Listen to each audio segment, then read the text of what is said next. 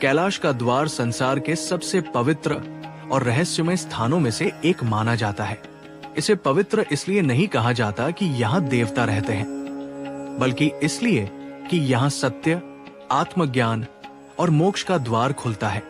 यहाँ प्रवेश कोई साधारण घटना नहीं, ये तप, भक्ति और समर्पण की परीक्षा है। और इस परीक्षा का निरीक्षक एक ही है, नंदी। वे दरवाजे पर नहीं, चेतना के द्वार पर पहरा देते हैं।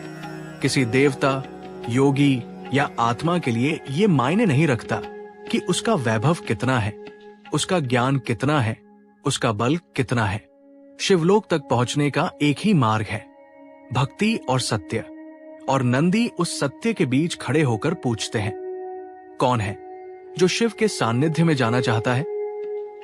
कहा जाता है कि जब कोई शिवलोक में प्रवेश चाहता है तो उसका पहला चरण नंदी की दृष्टि से गुजरता है।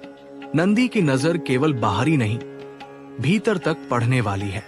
वे देखते हैं कि आगंतुक कौन है, उसका उद्देश्य क्या है, उसका हृदय कैसा है, उसकी भावना कैसी है। यदि उसके भीतर दंभ, लालच या वासना है तो कैलाश का मार्ग उसी क्षण बंद हो जाता है। एक बार एक अहंकारी राजा कैलाश पहुंचने की जिद में था। उसने सोचा कि धन और शक्ति से सब संभव है। वो विशाल सेना और अपने रथों के साथ कैलाश पहुंचा। नंदी अकेले खड़े थे। राजा ने गरजते हुए कहा, मुझे शिव से मिलना है, मैं दुनिया का विजेता हूं। ये सेना मेरे साथ है, मैं आदेश देता हूं कि मुझे मार्ग दिया जाए। नंदी ने केवल एक वाक्य कहा, जिसे अपनी शक्ति पर गर्व हो, उसे शिव की दहलीज पर रहने की अनुमति नहीं।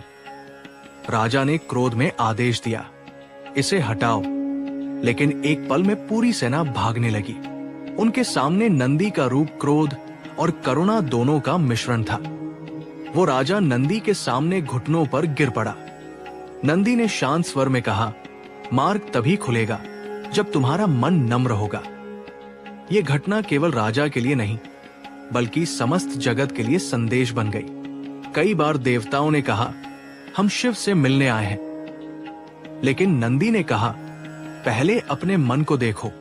शिव से मिलने के लिए स्वयं को पहचानना आवश्यक है। शिवलोक का द्वार हर बार नंदी के माध्यम से खुलता और बंद होता है। यदि कोई राक्षस, दानव या असुर कैलाश की तरफ बढ़ता तो नंदी उनके रास्ते में खड़े हो जाते। दानव समझते कि शिव समाधि में है, उनके दरवाजे की रक्षा कौन करेगा? लेकिन शिव ने नंदी को यह भूमिका दी थी, जब तक प्राण हो